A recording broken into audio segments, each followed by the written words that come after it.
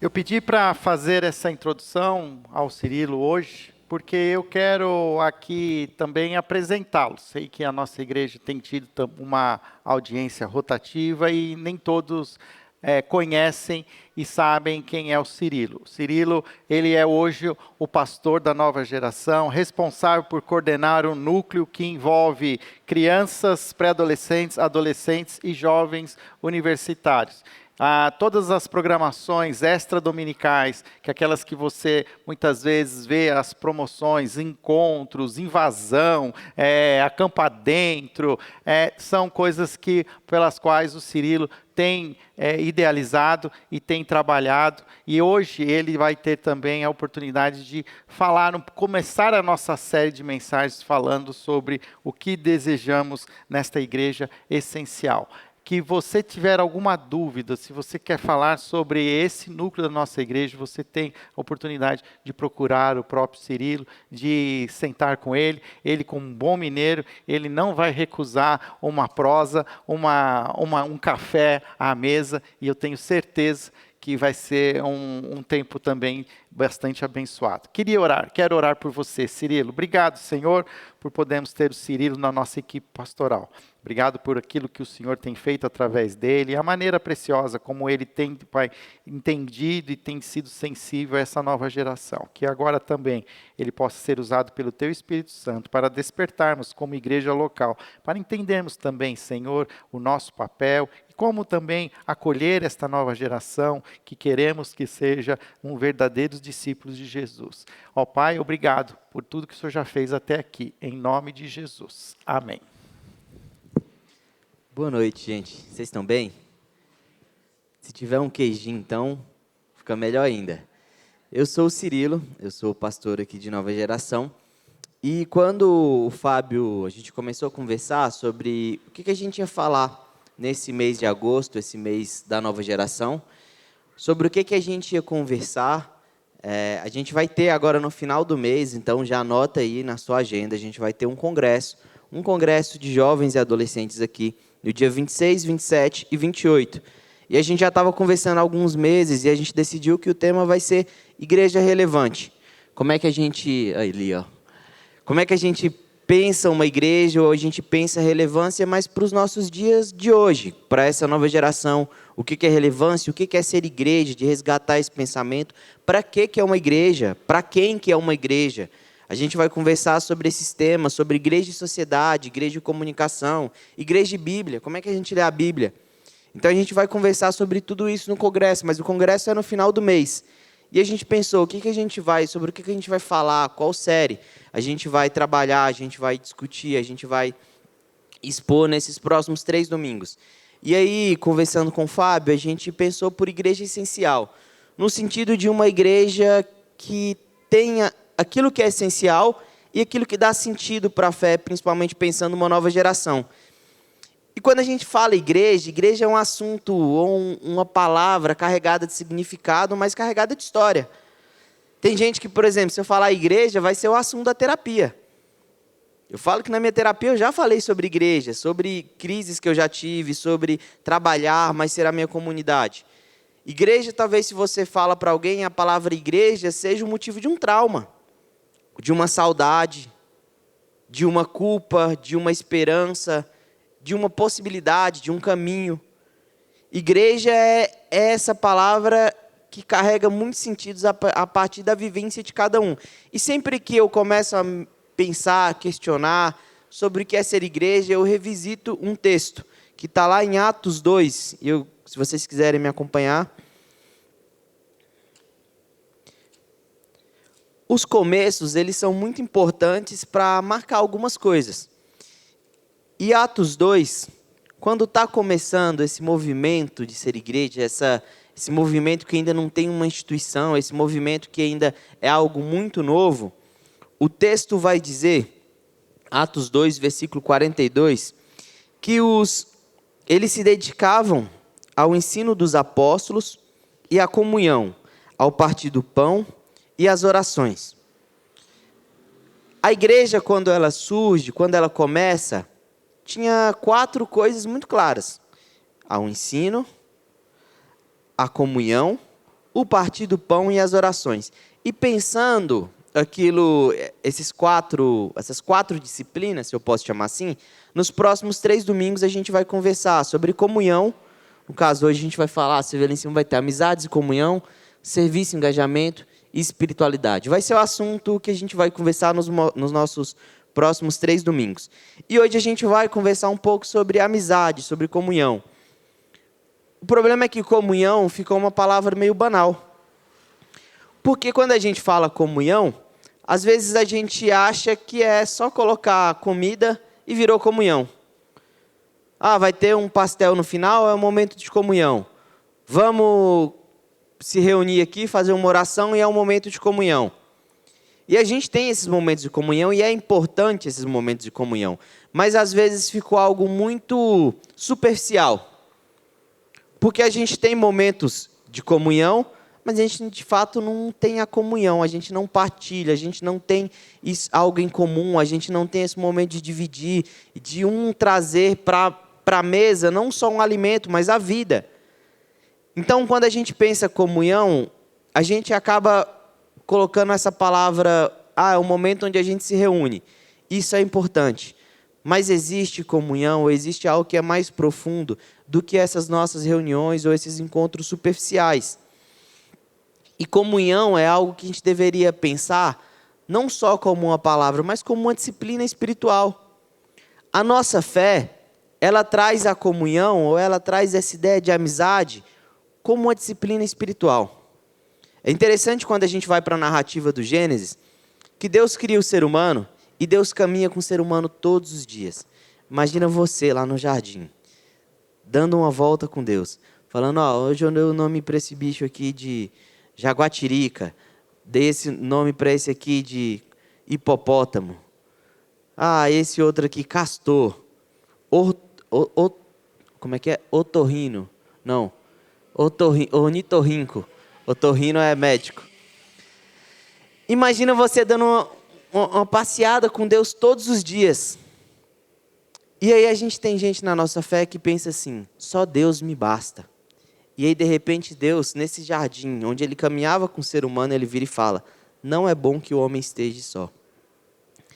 Deus não é suficiente para a nossa fé, para a nossa caminhada. Parece que é algo que eu estou falando assim, Deus não é suficiente, e não faça um corte disso, deixa eu terminar de explicar. Deus não é suficiente, porque o próprio Deus olha para a gente e fala assim, não é bom que ele fique só. Mesmo que ele caminhe comigo, eu olho para o ser humano e ele está só. Porque o ser humano precisa de um igual. E sabe o que é interessante? Porque Deus em si, ele é comunhão. Deus não pratica comunhão, Deus é comunhão. A gente está no nosso grupo discipulado conversando sobre a Trindade. E Deus em si é comunhão, Deus é uma amizade. A essência de Deus é uma amizade entre 3 pessoas, o Pai, o Filho e o Espírito. E aí, na nossa fé, a gente é apontado para a comunhão pelo próprio Deus, que está caminhando com o ser humano todos os dias. Se tem alguém que tinha a presença de Deus todos os dias, Deus olha para o homem lá no jardim e diz, você está sozinho. Não é bom você ficar sozinho, não. Eu vou fazer uma companheira para você. Quando Deus faz a mulher para o homem, ele não está fazendo só alguém para ele namorar, casar, para ele ter filhos. Ele está fazendo uma amiga. Porque o ser humano precisa de um outro igual. E comunhão, amizade, é disciplina espiritual para a gente. Deus não é suficiente. A gente precisa de iguais. E quando Deus vem em Jesus, Ele ensina para a gente que a gente precisa de amigo. Que a gente precisa ter comunhão. Porque a gente está daqui às vezes achando, não preciso de ninguém não, eu vou viver minha vida com Deus. Eu e Deus aqui, a gente todo dia eu oro, faço jejum, faço tudo, não preciso de outra pessoa na minha vida não. E Deus está lá de cima assim, não é bom que você fique só não, meu filho, eu não fiz vocês para isso. Eu na minha essência, eu sou amizade. Como é que você acha que você não vai precisar de amigo, de amiga? Como é que você acha que isso não faz parte da sua fé? Você precisa de um igual. E aí, a gente continua vivendo essa espiritualidade, que às vezes é meio individualista, ou é muito eu consigo sozinho, eu e Deus. E a gente precisa começar a pensar a amizade, comunhão, como uma disciplina espiritual. Por quê? Porque é a amizade, é a comunhão, que muitas vezes vai trazer sentido para a fé do seu filho, da sua filha. Você pode ensinar ele a orar, ler a Bíblia inteira, 3 cursos de teologia, mas se não viver uma comunidade, se não ensinar para o seu filho, para a sua filha, ensinar na vida que amigos e amigas são importantes, às vezes a fé vai perder o sentido. É por isso que a gente vai conversar sobre esses 3 elementos, que é quase que um tripé que dá sentido para a fé: a comunhão, as amizades, mas a espiritualidade, as práticas espirituais, oração, leitura da Bíblia, de servir, de partir o pão. Eu acho interessante porque esse texto em Atos, ele diz que tinha a comunhão e tinha o partir do pão, e o partir do pão tinha muito a ver também com o serviço. Mais para frente a gente vai ver alguma preocupação da igreja com gente que estava sendo deixado de lado. E quando a gente pensa comunhão, e aí que eu queria que a gente aprofundasse um pouco mais, às vezes a gente pode ter uma utopia de achar que a gente vai pegar todo mundo que está aqui e vamos ser comunhão, vamos ser amigos, melhores amigos, e todo mundo aqui vai ser amigo igual, e não vai funcionar. Eu não sei como é que é lá na casa, lá, Marcos, mas dá para todo mundo ir jantar lá hoje? Não dá não, né? Dá, Roxo, lá na sua casa? Se apertar, não dá? Não cabe todo mundo? Acho que vai demorar a carne sair. Não dá para a gente ter esse aprofundamento com todo mundo. E quando a gente pensa em comunhão, a gente tem que pensar que existem pelo menos 3 esferas das nossas relações. Uma é a pública, é isso que a gente vive aqui. A gente se vê no domingo, a gente sabe um pouco sobre a vida do outro, e está tudo bem, a gente tem comunhão. Dentro daquilo que a gente consegue ter, a gente tem comunhão. É a nossa esfera pública aqui. Jesus, ele tinha lá os 70 que ele mandou para a missão, tinha os 120, tinha a multidão. Então a gente tem essa comunhão pública com quem a gente vive no dia a dia, mas tem uma outra esfera que é a privada, que já é o pessoal que frequenta a nossa casa, que consegue ir num churrasco lá que a gente vai fazer, naquela lasanha de domingo, dá para a gente sentar à mesa. E é importante a gente entender que não dá para todo mundo ir para a nossa casa. Porque às vezes fica aquela coisa assim, fulano chamou.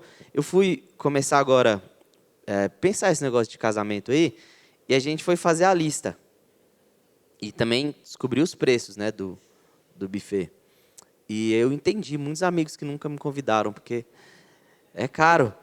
Mas a gente começa a entender que não dá para ter todo mundo em tudo. Mas a gente tem comunhão, não deixa de ter comunhão, porque não fui no churrasco na casa de alguém, porque eu não fui convidado. A gente continua tendo comunhão, mas tem um outro âmbito que é o privado, e que faz parte dessa nossa rotina. E Jesus tinha isso. Jesus tinha 12 discípulos, que eu vou colocar esses 12 nesse grupo do privado.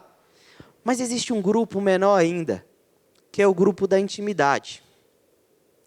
E é dentro desse grupo da intimidade que eu queria que a gente pensasse essa ideia, que alguns vão chamar de amizades espirituais.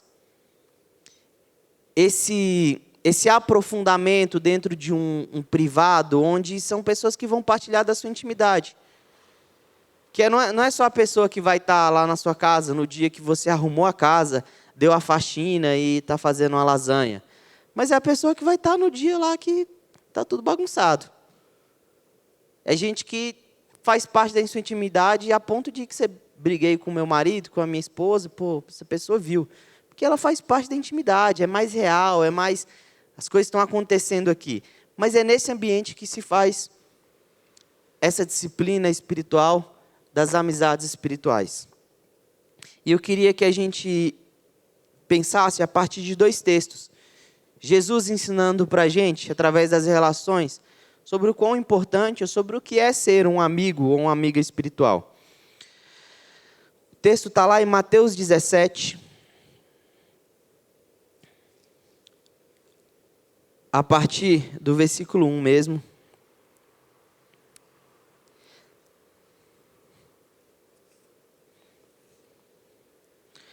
Jesus, ele já havia alertado os seus discípulos sobre o fermento dos fariseus, dos saduceus, sobre o perigo desses religiosos. Pedro, que é um desses amigos, ele já tinha mandado muito bem, que ele deu uma resposta muito bem, dizendo que Jesus era o Filho de Deus, recebeu lá aquele parabéns, aquela estrelinha, falou: é isso aí, Pedro, parabéns sobre isso aí que você está falando, que eu vou construir a minha igreja. Só que logo em seguida, esse mesmo Pedro vira para Jesus e fala: não vou deixar você morrer não, esse papo de você morrer não vai acontecer isso aqui não. E aí, Jesus vira para Pedro e fala: ô Satanás, se afaste de mim. Então Pedro, ele vai de 10-0, muito rápido assim. E aí Jesus, 6 dias depois que isso aconteceu, 6 dias depois, Jesus tomou consigo Pedro, Tiago e João, irmão de Tiago, e os levou em particular a um alto monte. Ali ele foi transfigurado diante dele, sua face brilhou como o sol, e suas roupas se tornaram brancas como a luz. Naquele mesmo momento apareceram diante deles Moisés e Elias, conversando com Jesus. Então Pedro disse a Jesus: Senhor, é bom estarmos aqui. Se quiseres, farei 3 tendas, uma para ti, uma para Moisés e outra para Elias. Enquanto ele ainda estava falando, uma nuvem resplandecente os envolveu, e dela saiu uma voz que dizia: Este é o meu filho amado, em quem me agrado. Ouçam-no. Ouvindo isso, os discípulos prostraram-se com o rosto em terra e ficaram aterrorizados. Mas Jesus se aproximou, tocou neles e disse: Levantem-se, não tenham medo. E erguendo eles os olhos, não viram mais ninguém a não ser Jesus. Enquanto desciam do monte, Jesus lhes ordenou: Não contem a ninguém o que vocês viram, até que o Filho do Homem tenha sido ressuscitado dos mortos. Dos 12 discípulos, Jesus chama 3. Aqueles da musiquinha, Pedro, Tiago e João no barquinho.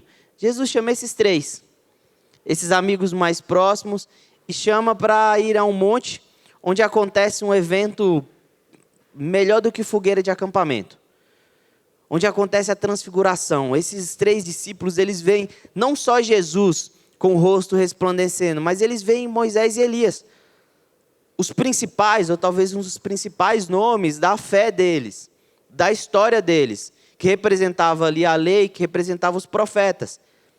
E é um momento tão legal que Pedro vira e fala: Jesus, se você quiser, eu faço 3 barracas aqui, a gente acampa e fica por aqui mesmo. Ficar perdendo um momento da hora desse, um culto desse aqui, que até Deus falou, voz e fumaça. Vamos ficar por aqui. Esse negócio de ficar descendo aí para fazer a missão, vamos ficar por aqui.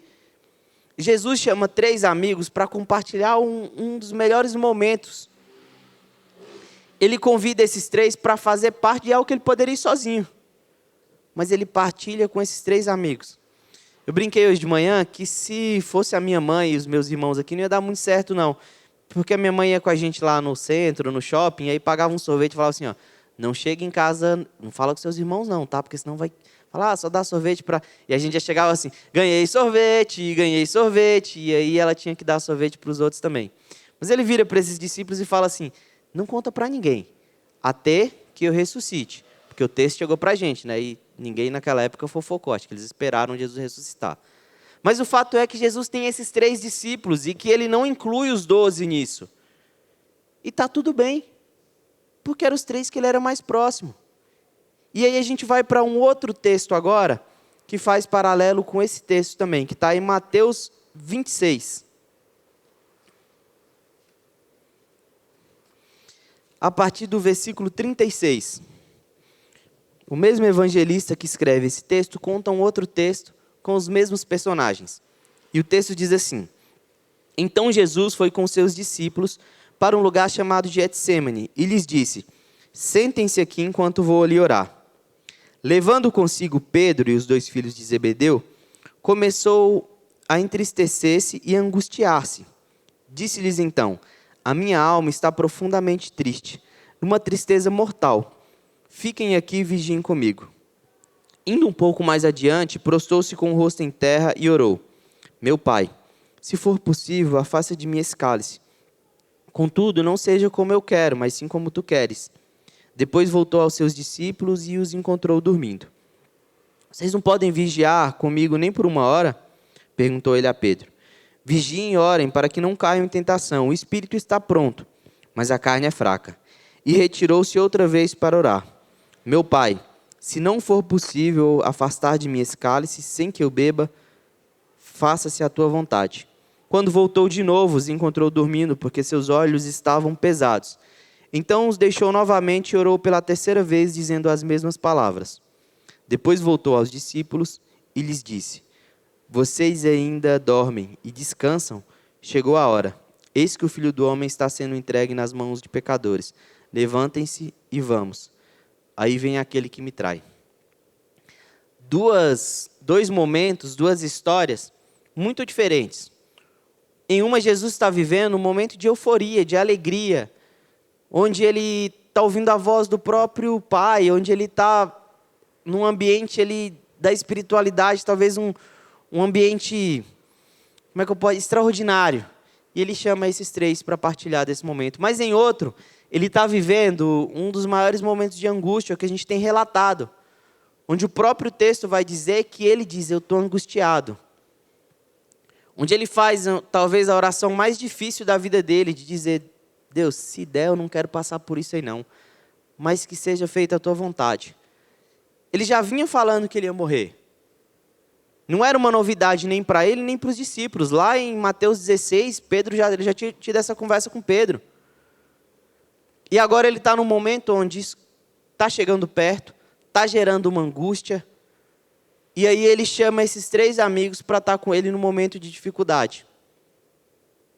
E aí a gente fica pensando, se Deus, quando se faz homem, busca pessoas, precisa de amizades, precisa de iguais, porque ele se faz homem, Deus se faz ser humano. E ele busca iguais, outros seres humanos para estar com ele, para ter comunhão, para ser amigo. Como é que a gente acha que a gente não precisa de amigo? O Eugene Peterson ele vai dizer que a amizade é disciplina espiritual.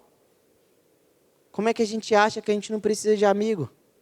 A gente vive num momento, a gente ainda está vivendo isso, mas agora bem menos, mas um tempo onde todo mundo ficou dentro de casa, a gente perdeu esse hábito.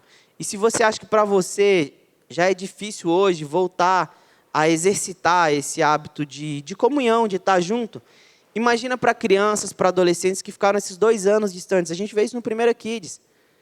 Crianças que estão reaprendendo agora a fazer amigos, a conviver com diferentes, agora que voltamos.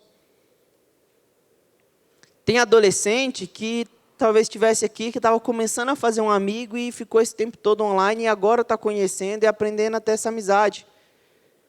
Só que a gente não dá o devido valor. A gente não fala da amizade, da comunhão, como algo que é tão importante quanto a oração, quanto o ensino, que faz parte da nossa vida. Não é uma opção ter amigos na fé cristã. Faz parte da caminhada. Eu assisti recentemente um documentário que falava sobre o quanto muda, principalmente para os homens, esse hábito de falar sobre os seus sentimentos, de falar sobre o que está passando. De uma cultura que a gente vive, que os homens não falam. Um não vira para o outro e fala assim, eu estou passando por um problema. A conta em casa não está fechando. Eu estou com um problema com a minha esposa. E de quanto que isso vai gerando uma angústia, porque a gente aprendeu que ele tem que se virar, ele não pode falar. Falar é fraqueza. Aí a gente tem Deus se tornando homem e virando e falando, gente, preciso que vocês vão comigo ali, porque eu estou num momento de angústia. Estou triste. Estou angustiado. Preciso ter amigo para a gente orar aqui, para a gente compartilhar. Ou desse outro lado, que é, vamos comemorar aqui comigo, teve uma bênção na minha vida, vamos partilhar. E pensando nesses 2 momentos, eu queria que a gente tentasse retirar algumas lições sobre quem são ou a importância que os amigos espirituais têm na nossa vida. E a primeira delas é que os amigos espirituais são as pessoas com quem a gente compartilha os melhores momentos da nossa vida. Infelizmente, a gente está vivendo numa sociedade que está ensinando cada vez mais a gente ser individualista. Então tem esse discurso do tipo, não conta para ninguém o que você está passando, não. Vai que tem olho gordo aí, vai que a pessoa aí vai mandar má vibrações. Não conta para ninguém esse processo aí que você foi... Gente, a gente é crente. A gente partilha as bênçãos, a gente tem a alegria de compartilhar, principalmente com os amigos. Essa ideia de que quando eu ganho algo, tem que ser para mim, porque eu tenho que crescer, eu tenho que subir na vida, e a gente precisa aprender. E quando eu estou falando de partilhar bênçãos, momentos bons. Eu estou falando desde aquele churrascão na sua casa lá, que você vai chamar alguém no próximo domingo para comer, próximo é Dia dos Pais, chama no outro. Até ganhei um aumento, vou dividir com alguém, vou ver quem está precisando aqui. A gente precisa aprender a partilhar as bênçãos que Deus dá para a gente, porque Jesus chama 3 amigos para partilhar do momento muito abençoador na vida dele. O que a gente tem que abençoar outras pessoas também, principalmente os nossos amigos espirituais. Porque a gente também quer viver a bênção quando eles recebem, de compartilhar. E gente que às vezes eu entendo que tem todo um lance de esperar um momento, mas o dia que eu for ser pai, gente, eu já quero sair contando para todo mundo. Porque às vezes tem essa coisa, não compartilha agora não. E compartilha, gente, compartilha a bênção. A gente é comunidade. Liga para o seu amigo, para a sua amiga, para você contar o que aconteceu. Os amigos espirituais são com quem a gente compartilha os melhores momentos da nossa vida. Se você vai fazer uma viagem, tem como chamar amigo, chama. Paga lá o outro quarto lá do lado, mas chama, compartilha. Os amigos espirituais também são aqueles com quem a gente compartilha os piores momentos da nossa vida. E a gente precisa aprender a compartilhar as nossas tristezas também. Eu falei mais cedo de um amigo que escreveu uma música, e ela tem meio que o nome, um salve salva. É meio moderno demais, mas a ideia de às vezes mandar um oi, como é que você está? Salva, porque me salvou.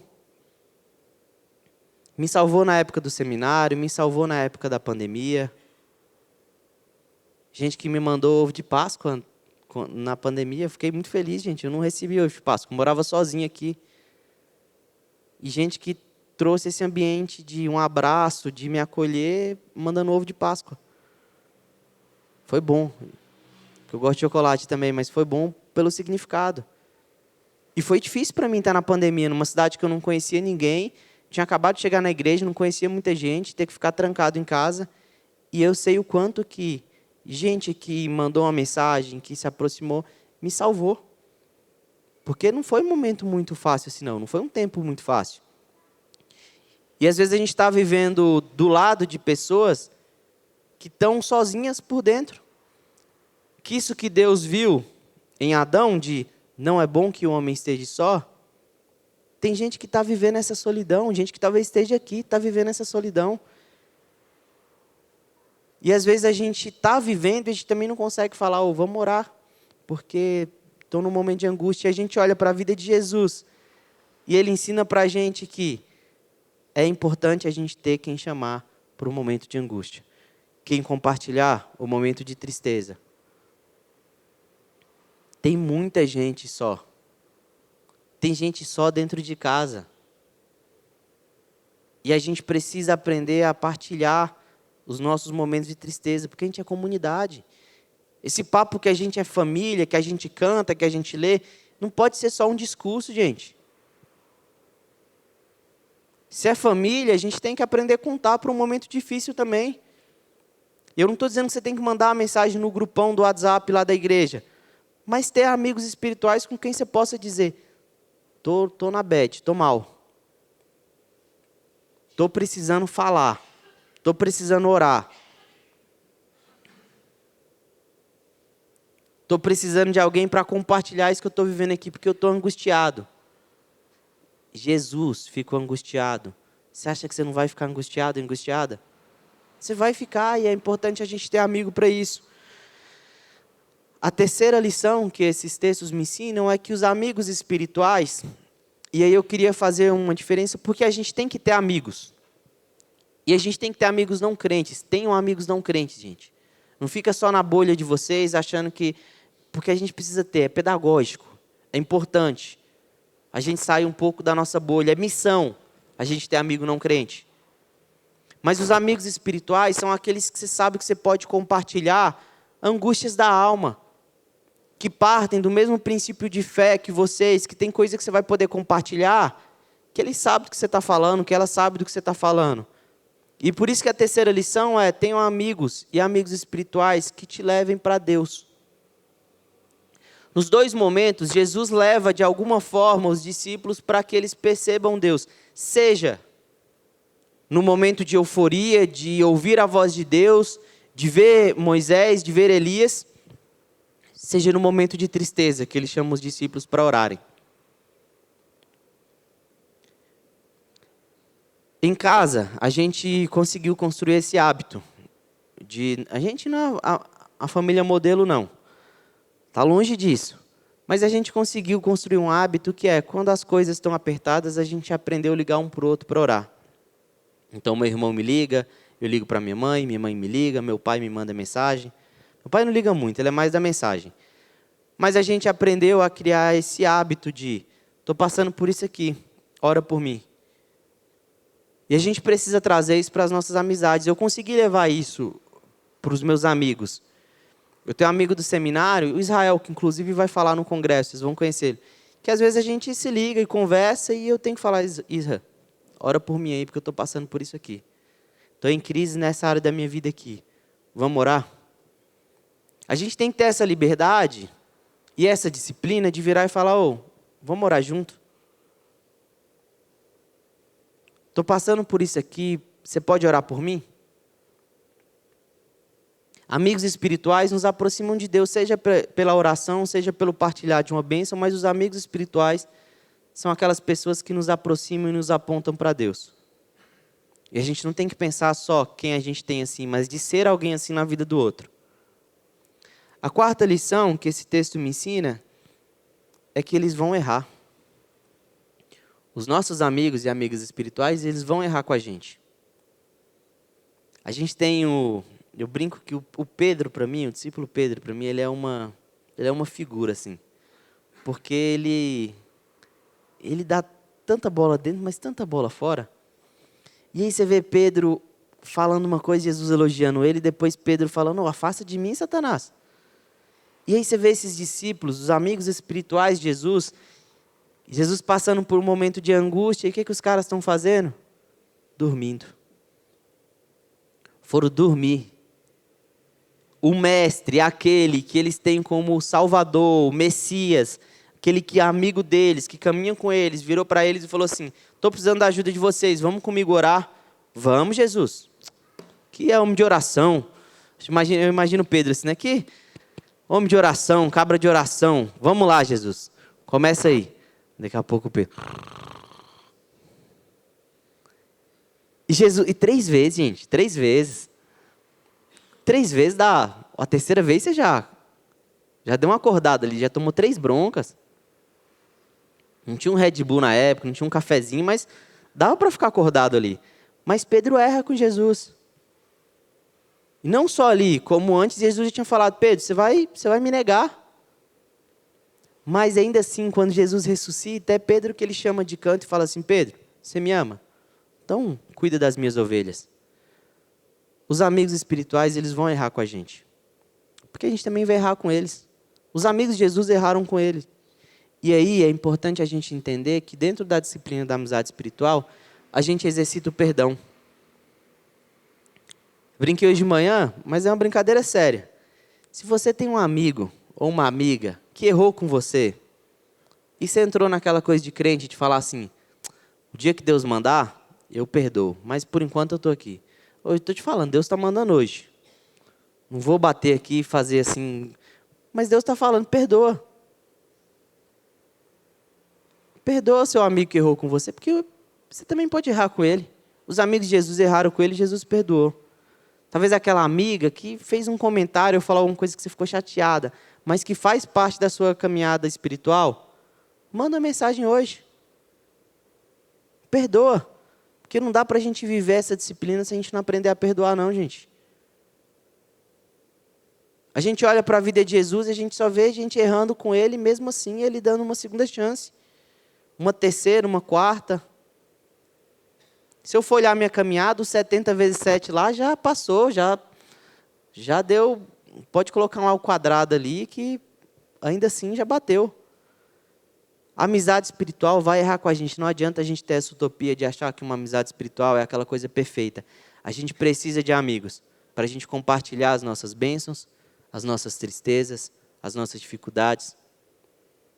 para nos levar para Deus, para a gente levar para Deus e para a gente aprender a perdoar.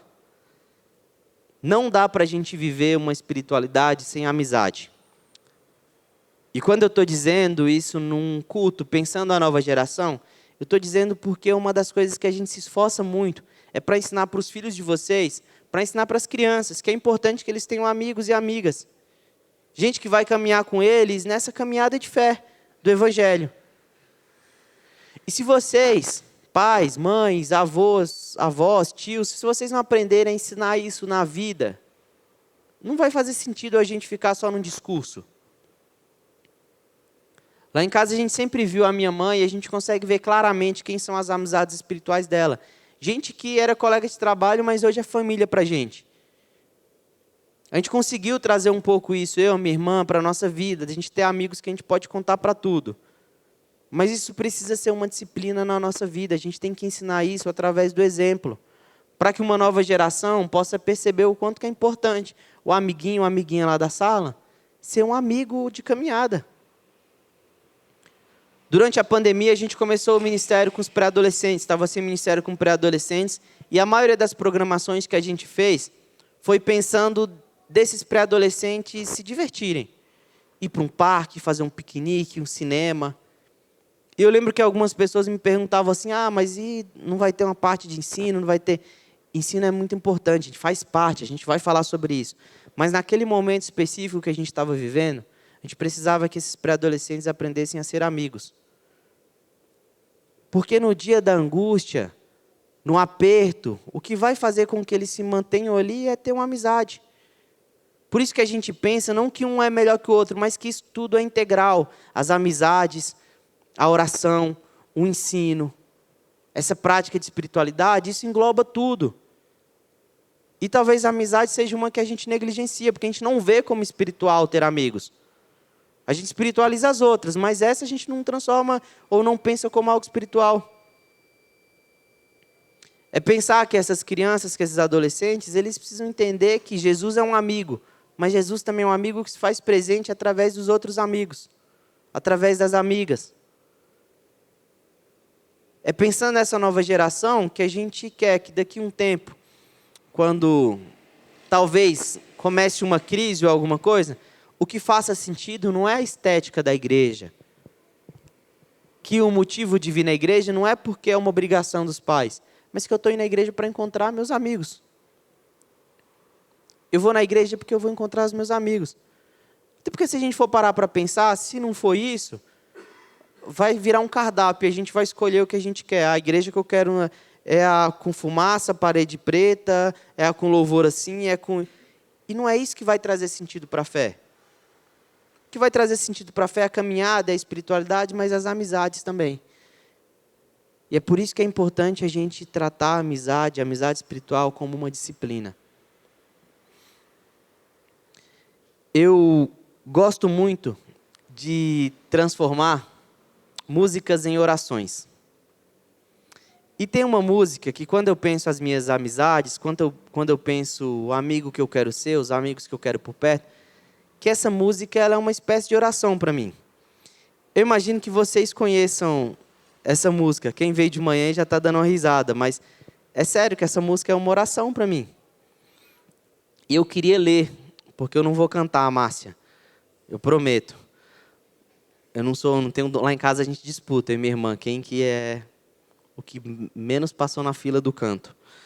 Mas eu queria ler esse texto, e eu queria que você pensasse. Eu queria que se você pudesse, se estivesse pensando em amigos e amigas, que você fala assim, dentro de tudo isso que o Cirilo falou, fulano é essa minha amiga. Dentro disso que o Cirilo falou, fulano é esse meu amigo.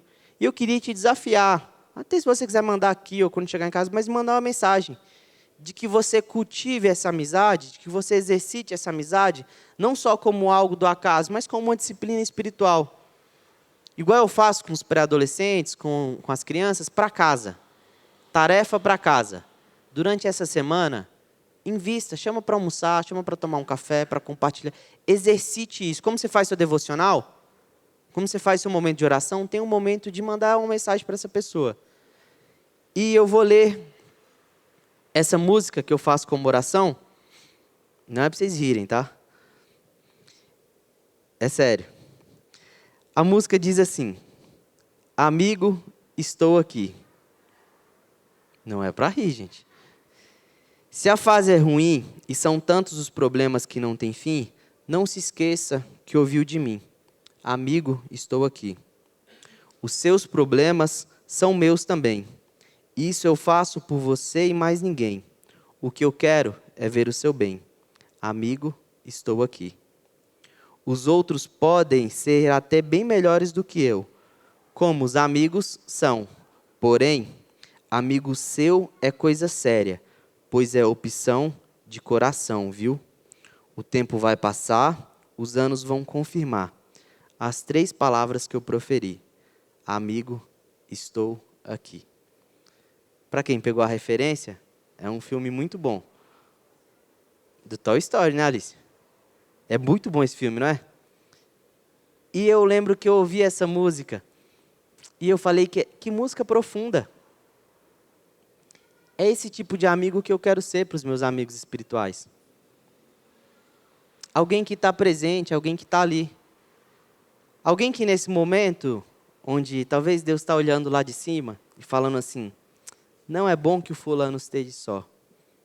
Por isso eu vou mandar o Cirilo lá. Porque eu sei que no momento que eu tive só, Deus mandou gente para ser esse amigo. Deus mandou gente para ser essa amiga. E eu fiz dessa música a minha oração. De um pedido, de um amigo que eu seja para alguém. Abaixe sua cabeça, vamos orar. Deus, muito obrigado. Muito obrigado por Jesus, nosso amigo. Obrigado porque, através da vida dele, a gente pode ser amigo do Senhor. Através da vida do teu filho, do sacrifício, da morte, da ressurreição dele, a gente pode ser esse amigo para o Senhor, ser esse amigo do Senhor. Ensina pra gente, Pai, a viver amizades como uma forma de caminhar contigo, de aprender sobre o Senhor. Nos ensina a ser esse amigo que, de alguma forma, aponta para o Senhor. Seja no compartilhar das bênçãos, seja nas orações nos dias de aflição. Ensina pra gente, para que a gente possa ensinar, Pai, para essa criançada, para os pré-adolas, para os adolas, para os nossos amigos, que a amizade é coisa espiritual, para ser cultivada, para ser exercitada. Que enquanto comunidade, que enquanto PIB, a gente possa ser uma igreja de amigos e amigas, que caminham com o Senhor, que apontam para o Senhor. E que se tem alguém aqui hoje, Deus, que entrou aqui só, que o Senhor possa nos mostrar. Porque não é bom que a gente fique só. O Senhor ensinou isso pra gente. Que a gente possa aprender a falar, que a gente possa aprender a compartilhar as nossas angústias, indo contra essa ideia que a gente aprendeu, de que compartilhar a angústia, de que compartilhar a dificuldade é fraqueza. Ensina pra gente o amigo que o Senhor é, para que a gente também possa ser na vida de outros e outras. É em nome do nosso amigo Jesus que a gente ora. Amém.